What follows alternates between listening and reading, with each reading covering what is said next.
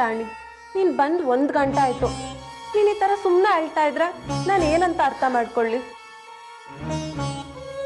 ರಾಜನ್ನ ನಾನು ಎಷ್ಟೊಂದು ನಂಬಿದ್ದೆ ಗೊತ್ತಾ?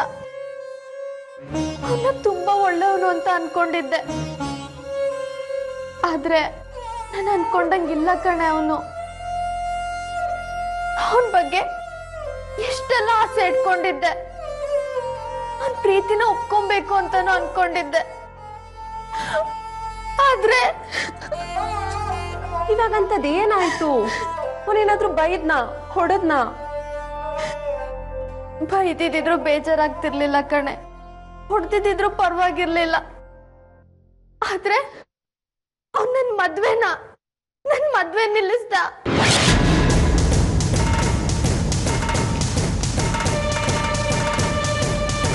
ಹೇಳೆ, ಅವ್ನು ಮಾಡಿ ಸರಿನಾ? ಅಲ್ವೇ, ನೀನ್ ಮದ್ವೆ ನಿಲ್ಸಿದ್ ರಾಜನೇ ಅಂತ ನಿಂಗೆ ಹೇಗೆ ಗೊತ್ತಾಯ್ತು? ಅವನ ಫ್ರೆಂಡಿಂದ. ನನ್ನ ಮ್ಯಾಮ್ ಮನೆಗೆ ಹೋದಾಗ ರಾಜನ್ ಫೋನಿಗೊಂದು ಕಾಲ್ ಬಂತು. ಅಂಕಲ್ ಅದನ್ನ ಅಟೆಂಡ್ ಮಾಡಿ ಮಾತಾಡು ಅಂತ ಹೇಳಿದ್ರು.